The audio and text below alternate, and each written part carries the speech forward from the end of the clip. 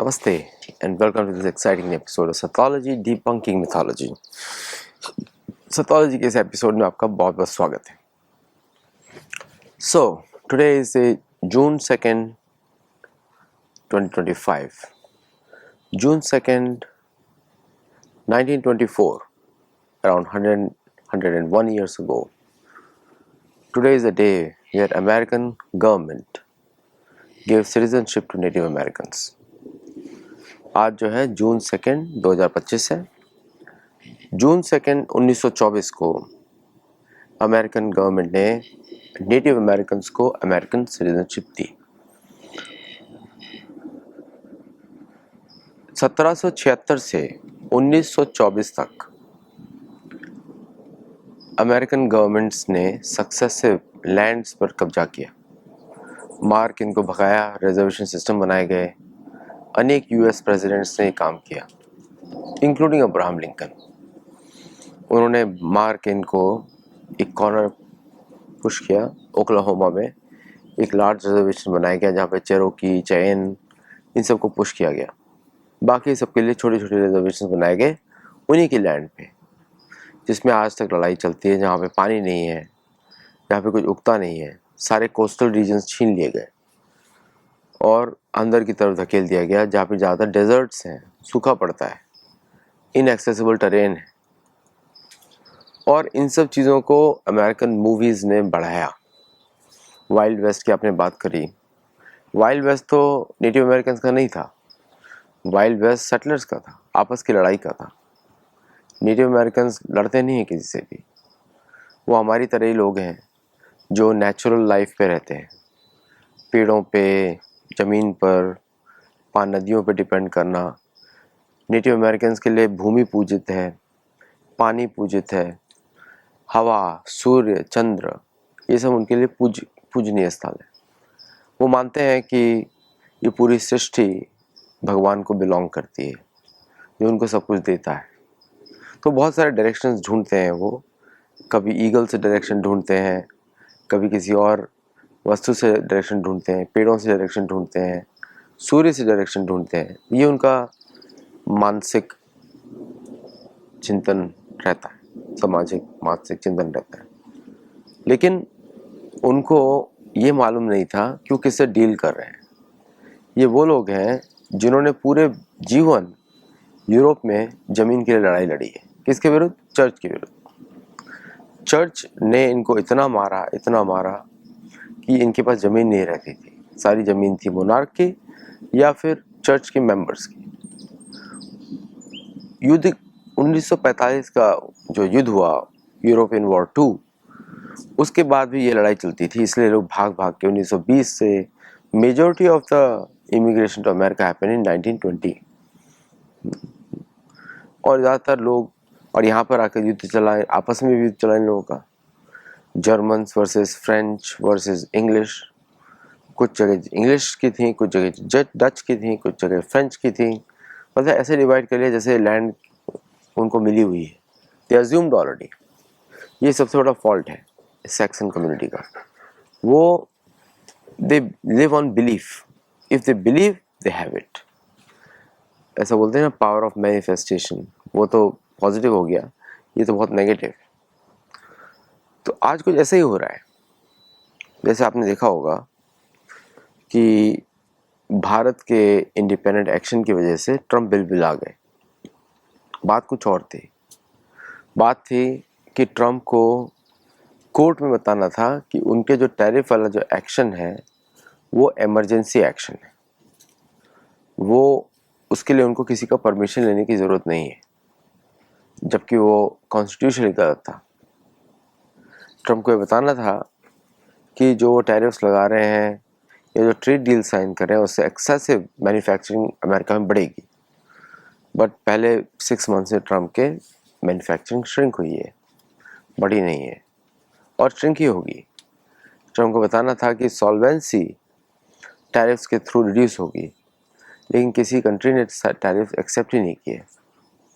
और उन्होंने उनके जो सेनेटर्स हैं, लिंडसे ग्राहम, इसमें पिछले शो कर चुका हूँ, ब्लूमेंथाल, उन्होंने बोला कि भाई ऐसा नहीं है, लेट अस 500% का धमकी देते हैं, वो भी नहीं हुआ।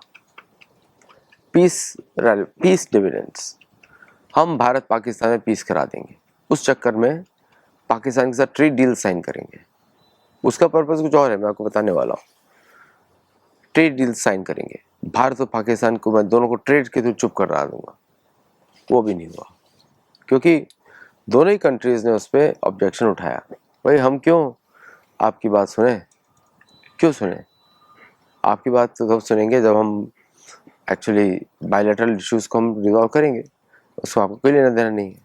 भारत ने क्लियरली बोल दिया, और भारत ने बोला कि ये जो सीज फायर है वो पाकिस्तान ने रिक्वेस्ट करी, हम लोगों ने ग्रांट करी ऑन ह्यूमैनिटेरियन ग्राउंड्स, क्योंकि उनका बहुत नुकसान हमने किया है, वेरी क्लियर।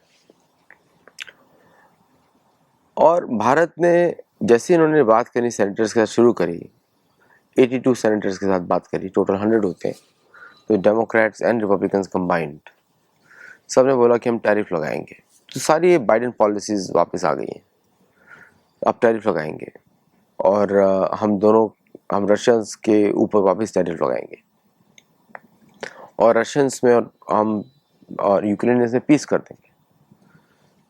अब ये पता नहीं था कि इस सब पीस टॉक के बीच में ब्रिटिश SAS और जर्मन इंटेलिजेंस और ये जो बड़ी बड़ी एजेंसीज हैं इंक्लूडिंग फ्रेंच, इन सब ने मिलकर गेम खेल दिया, और कुछ पार्ट्स अमेरिका के भी इन्वॉल्व होंगे इसके अंदर, क्योंकि सैटेलाइट्स तो अमेरिका के यूज़ किए जाएंगे, या अगर एक्सेसिबल हैं, I don't think there accessible.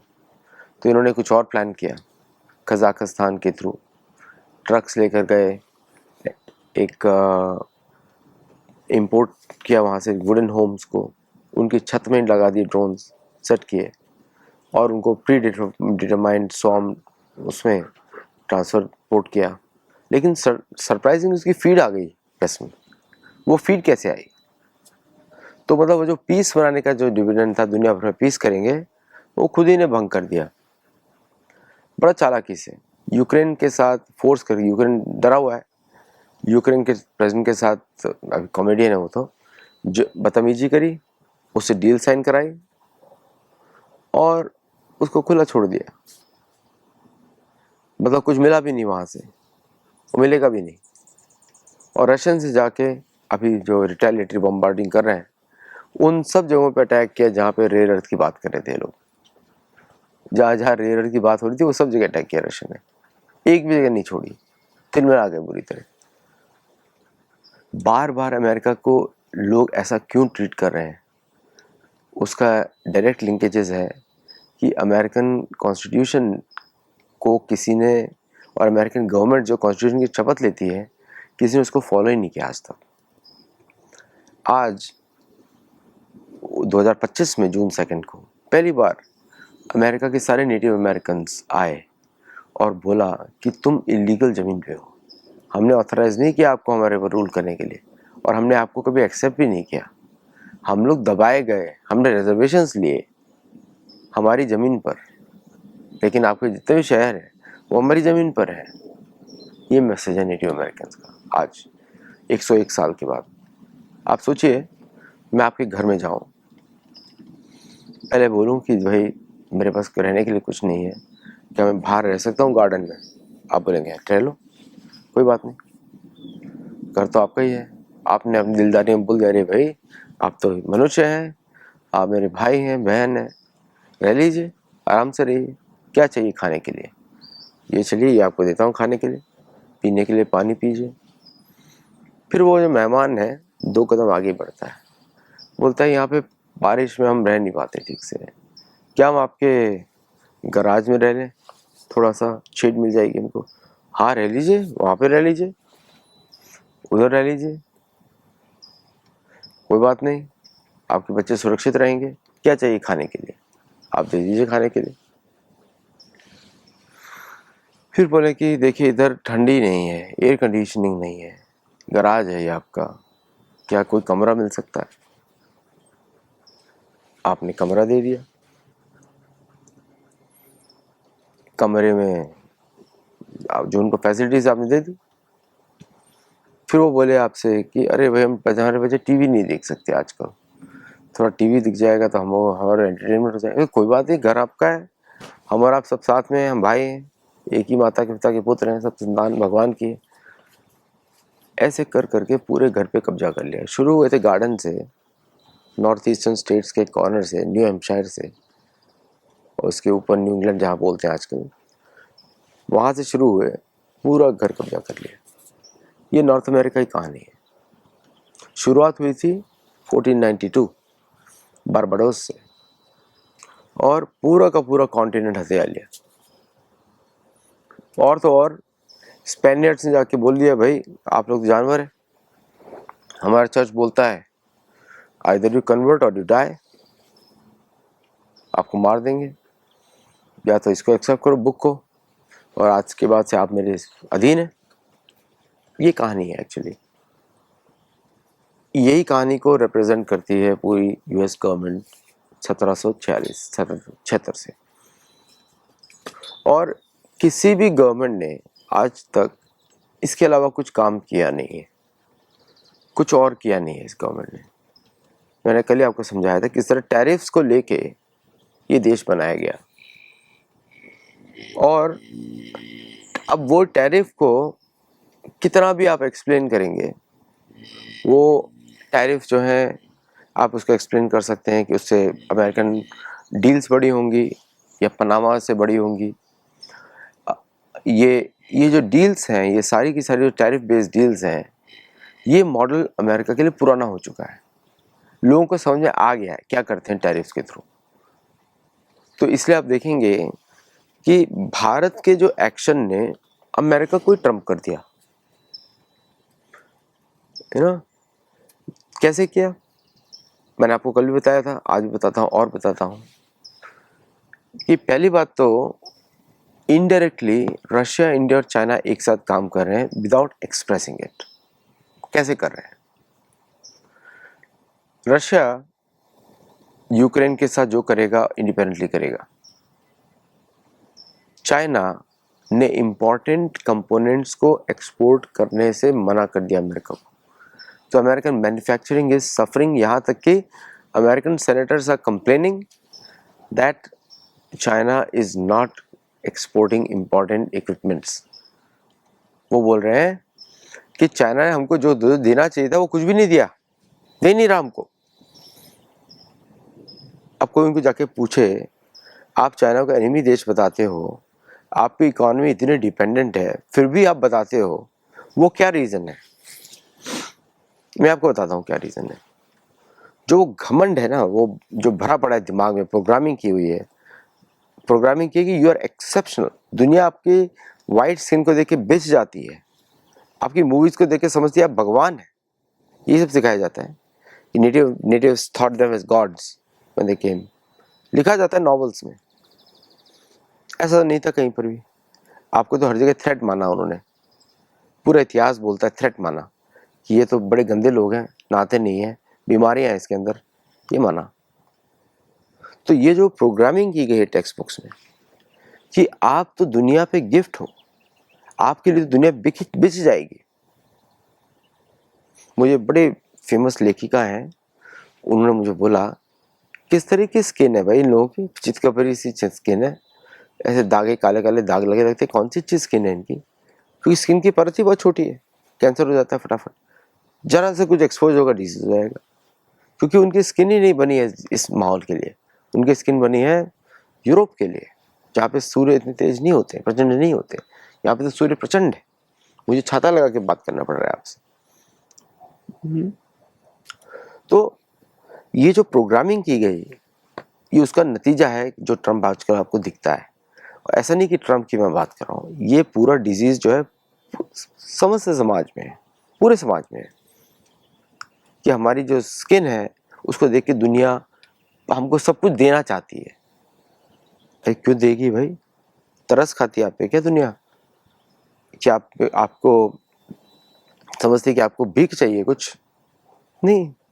कोई भी स्वाभिमानी व्यक्ति होगा, वो अगर कोई उसको इस तरह का दान भी देना चाहेगा तो नहीं लेगा वो। लेकिन लज्जा विहीन समाज है, इसीलिए कुकर्म की आप कोई अंत नहीं देखते, क्योंकि जहाँ लज्जा नहीं वहाँ सभ्यता नहीं। लज्जा एक आभूषण होती है। हम लोग भी भूल जाते हैं कभी कभी, अमेरिकन देख देख के, मूवीज देख देख के, तू तलाक पे बातें, इधर उधर की बातें, ऑन द फेस हम लोग डायलॉग करते हैं, वो हमारा सभ्यता नहीं है। हम सभ्य पुरुष हैं। हम लोगों की हम संकोच दिखाते हैं, हम लज्जा दिखाते हैं कि कुछ बुरा कार्य करते हैं, कुछ शर्मिंदा होती है। वही मनुष्य के लक्षण है। हमारे तो शास्त्र कूट कूट के बोलते हैं कि लज्जा विहीन समाज से हम दूर है। दुर्योधन के एक कुकर्मों से भी माना जाता है, उसके एक गुणों में उसके विपरीत गुण था, लज्जा विहीन था। उसको मालूम है कि इस राज्य बिलोंग करता है युधिष्ठिर को, लेकिन फिर भी वो लगा हुआ था अपने उसमें। यही अमेरिका का डिजीज है, मेन डिजीज जो अभी आजकल दिखता है हम लोगों को। अब यहाँ पे कोर्ट से पड़ रही है मार, और जो सबसे बड़ा पावरफुल साइकोलॉजिकल इन्फ्लुएंस है एंग्लो सैक्सन्स के ऊपर है, वो है भारत। सबसे बड़ा। मैं आपको बताता हूँ क्यों। दुनिया में के इतिहास आप देखिए, अफ्रीका में एंग्लो सैक्सन्स ने राउट कर दिया पूरा अफ्रीका को, ठीक है, जीत लिया मिलिटरीली। नॉर्थ अमेरिका में सारे नेटिव अमेरिकन को हरा के, रशियंस को हरा के, रशियंस भी थे यहाँ पे, फ्रेंच को हरा के, फिर आपके स्पेनियर्ड्स, डच, पोर्चुगीज, आयरिश, सबको हरा के 1776 से पहले की बात कर रहा हूँ, और 1846 तक, 1776 से पहले की और 1776 से 1846 तक की, इस पीरियड में सबको हरा के एंग्लो सैक्सन्स ने कंट्रोल किया इस लैंड को पूरा। यहाँ से कुछ ले नहीं पाए, कुछ उगता नहीं था इधर, इतना धन नहीं है यहाँ पे, तो ये बन गए उनके लिए सेफ जोन। उनको मालूम था कभी फ्यूचर में से अगर वाइप आउट हो गए यूरोप से, तो वो यहाँ पे आके आ जाएंगे, इसलिए नाम रख दिया न्यू इंग्लैंड, न्यूयॉर्क। ये प्लानिंग था इनका, समझे आप। उनको लग रहा था 1945 में ही वाइप आउट हो जाएंगे, लेकिन बच गए। अब तो छोड़ेंगे नहीं उनको पाकिस्तानी, है ना। तो ये इनका प्लानिंग था। गोइंग बैक टू यूएस, सो 1776 से 1846 की कहानी, 1846 से लेके 1924 तक की कहानी, ये 3 पीरियड्स है, मेजर पीरियड्स, ठीक है। तो 1776 से उसको मैं सब डिवाइड और करता हूँ। 1776 से 1908 आप लोग वेरीफाई भी कर सकते हैं। सो 1492 टू 1776 में वाइप आउट हुए, लेकिन तब भी नेटिव अमेरिकन वर मोर इन नंबर, ठीक है। 1776 से 1908 तक, 1846 तक, उन्होंने जब वेस्टवर्ड इन्वेजन में मैक्सिको ने सरेंडर किया, मैक्सिको ने मतलब स्पेनियर्ड्स ने सरेंडर किया अपनी लैंड को, तो उन्होंने डिवीजन बना दिया, लाइन बना दिया, इसके नीचे तुम रहो, मैक्सिकन्स रहो। वो स्पेनियर्ड्स थे, लड़ाई उनकी मैक्सिकन से नहीं थी, लड़ाई थी स्पेनियर्ड से। और इस पूरे काल में नेटिव अमेरिकन लड़ते रहे, taking help of sometimes French, sometimes Spaniards. Spaniards ने कंडीशन डाली कि अगर तुम कन्वर्ट नहीं होगे तो तुमको हम बचाएंगे नहीं, you will push into slavery. अगर आप नेटिव अमेरिकन कन्वर्ट नहीं होते हमको स्लेव बना देंगे, तो कन्वर्ट हो गए, कैथोलिक बन गए मोस्ट ऑफ देम।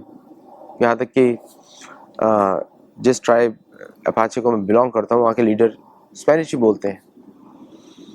कोई फोर्सिबली कन्वर्जन, जेरोनिमो के ग्रैंडसन जेरोनिमो ने सरेंडर किया था फोर्सिबली, उन्होंने अपने ट्राइब को बचाने के लिए सरेंडर किया ताकि उनके ट्राइब को मारे ना, इसलिए वो ट्राइब का को रिजर्वेशन में नहीं फेंका गया, उनको खुला छोड़ दिया गया। So now they are coming back, और वो पूरा नेशन क्लेम कर सकते हैं, अपाचे नेशन। तो 1908 में पहली बार सेंसस कराया, तब पता लगा उनको कि अब नेटिव अमेरिकन की पॉपुलेशन कम है सेटलर से, थोड़ा बराबरी पे आ गई। तो अब उन्होंने डेमोक्रेसी इंट्रोड्यूस करी, लेकिन फिर भी नेटिव अमेरिकन को वोट करने का अधिकार नहीं दिया, क्योंकि वो सिटीजन नहीं थे, उन्होंने सिटीजनशिप एक्सेप्ट नहीं करी थी। और क्यों करे, वो उनका ही देश है, वो सिटीजनशिप देना चाहिए, उल्टा क्यों दे। 1908 से 1924 तक 16 साल लगे। इतना अत्याचार हुआ। उस पीरियड में maximum native Americans were killed. ये वही पीरियड है जब भारत में स्वतंत्रता संग्राम बहुत तेज था, और भारतीयों को 1923 में एक रूल बनाया गया कि no Indian can come here. ये 1923 का रूल है सुप्रीम कोर्ट का, आप चेक कर सकते हैं। और तो ये मैं क्या क्यों बता रहा हूं कि ये, और 1857 का जो युद्ध हुआ था, भारत का पहला स्वतंत्रता संग्राम मेरठ से शुरू हुआ था, गदर, उसको गदर बोलते हैं उर्दू भाषा में, बड़ा स्वतंत्रता संग्राम था। उसका इम्पैक्ट यहाँ पे बहुत भयंकर पड़ा था। उसका इम्पैक्ट ये पड़ा था कि भारतीय थ्रेट है ब्रिटिश एम्पायर के लिए, क्योंकि आज़ादी के बाद इन्होंने आज़ादी किसने ली, सेटलर्स ने आज़ादी ली आपकी चर्च ऑफ इंग्लैंड से, मतलब किंग ऑफ इंग्लैंड से ली, चर्च ऑफ इंग्लैंड ही मेन था। और जब ब्रिटिश भागे 1775 की तरफ, वो पूरा का पूरा न्यूयॉर्क स्टेट जो ट्रिनिटी चर्च को देके चले गए, जो कि एपिस्कोपल चर्च था। और फिर 1908, 1924 में मैंने बताया आज का दिन है, सिटीजनशिप दी गई। और उसके बाद उसका मतलब क्या हुआ, उसका मतलब ये हुआ अब वो वोट कर सकते हैं, मतलब वोट करना एक प्रिविलेज थी। मतलब आप किसी की भूमि पर आए, आपने अपनी गवर्नमेंट बनाई, वही हाउस का एग्जांपल, आपने बोला कि जो आपके पास पेपर में उसको नहीं मानता, मैं अपना पेपर प्रिंट किया है मैंने, मेरे हिसाब से सारी प्रॉपर्टी मेरी है, और आप जिस रूम में हैं आपको वहीं पे रहना है। ये एग्जैक्टली किया उन्होंने। इसको अमेरिकन गवर्नमेंट रिप्रेजेंट करती है फ्रॉम हंड्रेड्स ऑफ ईयर्स, इस पूरे सिस्टम को। और वो एक बिलीफ में बनी हुई गवर्नमेंट है, बिलीफ, हम स्वतंत्र हैं, हम आज़ाद हैं, we are the country of the brave people, कहीं भी तो लड़ा नहीं है। The maximum weapon wars they have done is हवा से उड़े, उस समय टेक्नोलॉजी सबके पास नहीं थी, इन लोगों ने बनाई हुई थी, उड़े, बम्बार्डमेंट करके निकल गए, तहस नहस कर दिया, millions of people were killed and they left away without any questions asked to them, क्योंकि सारे सिस्टम हमारे इनके थे कॉलोनाइजेशन के बाद के, 1945 के बाद के, यूएन इनका, वर्ल्ड बैंक इनकी, आईएमएफ इनका, कोर्ट सुप्रीम, अभी आईसीसी ने केस लिया नेटिव अमेरिकन का, आईसीसी को बैन कर दिया, ICC is not recognised in the US, ICJ को भी ऐसे करेंगे। बट एवरी वे मनमानी से रहे हैं, बिलीफ, मैं बिलीव करता हूँ तो इससे है, पर तथ्य तो कुछ और होता है। इतिहास बताता है तथ्य कि भारत ने 1945 से लेके आज तक, 1947 भारत को आज़ादी, भारत को दी नहीं गई, भारत ने छीनी थी। जो आप लोग बोलते हैं ना अभी भी डोमिनियन है सिग्ने, अरे वो तो बकवास लीगल स्टेटमेंट है। हाँ, अगर हमको रियली फॉलो करना है प्रॉपरली, हम तो बोलेंगे भाई यूके तो हमारा ही है, वाइकिंग्स ये सब सनातनी थे ना, हम क्लेम करते हैं उसको, इतिहास से क्लेम करते हैं। पता नहीं कौन सा एनालिस्ट है भारत में, वो डोमिनियन दिया हुआ है तो वो सिग्नेचर ही है। अरे भाई, अरे तुम्हारी गुलामी की मानसिकता होगी, हमारी नहीं है। भारत तो भारत का है, भारतीयों का है, जो वेदों का अनुसंधान, वेदों का जो अनुसरण करते हैं उनका है। तो भारत से खतरा क्यों है? देखिए, भारत ने जी भर के तोड़ा। पहलगाम का सबसे बड़ा प्रूफ था, American satellite images were used, were sold with tacit intelligence support to Pakistanis. Planning was given, permissions taken, execution done. ठीक है, समझिए आप। और उसके बाद जब भारत ने 3 दिन तोड़ लगाई, चाहता तो था मैं 10 दिन लगाओ। अब कोई काम कर रहे हो तो पूरा करके बाहर निकलो, क्यों हर बार 3 दिन में छोड़ देना? किसको दिखाना है? किसी को नहीं दिखाना है। यहाँ पे कोई दिखाने लायक ही नहीं है। इस देश की कहानी तो आपने सुनी ली, दिखाने लायक ही नहीं है तो किसको दिखाओगे, किसका परमिशन लोगे?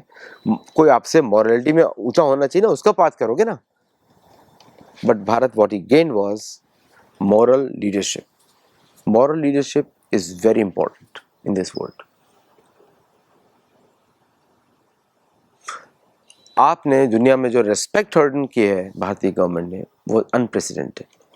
जब आपने पूरी शक्ति को जानते हुए भी उसका प्रयोग हल्का सा करते हो ना, उसका जो इम्पैक्ट है, इसको बोलते हैं इनर्शिया, वो दुनिया की जियोपॉलिटिक्स पे भयंकर पड़ा है, साइकी में घुस गया है। हमने पीटा किसी और को, मैसेज उनके आकाओं को दिया है, वो एग्जैक्टली स्टेटमेंट राइट था प्रधानमंत्री मोदी का। घर में घुस के मारेंगे, कहीं और पे आपने मार की है, सिर्फ भारत उसके ऊपर नहीं की, पाकिस्तान के ऊपर।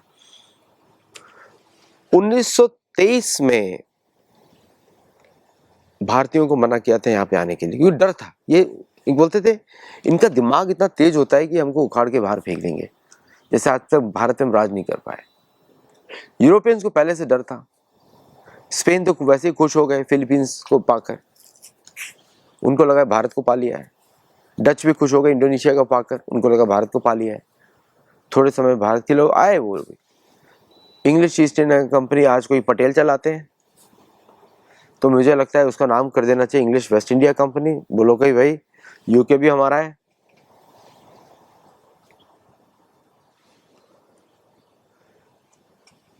जो अमेरिकन के प्रेसिडेंट्स जो आज रिप्रेजेंट करते हैं, सबने उस कॉन्स्टिट्यूशन को रिकॉग्नाइज किया है और फॉलो किया है, जो नेटिव अमेरिकन ने कभी एक्सेप्ट नहीं किया। एक भी सिग्नेटरी नहीं है उस कॉन्स्टिट्यूशन में, तो लीगल डॉक्यूमेंट है। बट जहां पे जिसको राज कर रहे हो आप, तो सेटलर हो, वो कॉन्स्टिट्यूशन सेटलर्स का हुआ, नेटिव अमेरिकन का तो हुआ नहीं। इनको रिप्रेजेंट करता है ट्रम्प, इस सब सिस्टम को रिप्रेजेंट करता है, तो वैसे ही होगा। वो भी आया हवा में, इस पर टैरिफ डाल दो, इस पर डाल दो, क्योंकि वो उसी स्कूल से निकला है। और न्यूयॉर्कर्स की एक आदत आपको मैं बता दूं, न्यूयॉर्कर्स जब बात करते हैं, वो न्यूयॉर्कर्स का ऐसा है कि अरे भाई ये कर लो, वो कर लो। न्यूयॉर्कर्स का तो ऐसा है, आप ये कर लो, आप वो कर लो, अरे I have done it, I just, वो तो बेचने में लगे रहते हैं। आप न्यूयॉर्कर से आएंगे तो ऐसी बात करेंगे, I can do this, I can do this, I can finish this, I can do this. कितने लोग, अभी लोगों को पता लग गया है, सेकेंड टर्म देखा है, जब उन्होंने बोला कि भारत मेरा दोस्त है, मोदी मेरा दोस्त है, साउथ अफ्रीकन प्रेसिडेंट हंस दिए उसके ऊपर, बोलते Modi is it really, Modi is a friend. भूल गए कि भारत एक राष्ट्र है, धार्मिक राष्ट्र है, अमेरिका कृत्रिम कॉलोनी है, एक बस्ती है, कनाडा कृत्रिम बस्ती है, ऑस्ट्रेलिया बस्ती है, न्यूजीलैंड बस्ती है, और शायद अभी इंग्लैंड भी बस्ती बन जाएगा। भूल गए। अब तो कुछ भी बोलते रहे, किसी को फर्क नहीं पड़ता, कुछ भी बोलते रहे, किसी को फर्क नहीं पड़ता। जब तक आपको इतिहास मालूम नहीं होगा, आपको अमेरिका की पॉलिसी समझ में नहीं आएंगी। ये भगवान राम की भूमि है, ये ना इक्ष्वाकु वंश की भूमि है,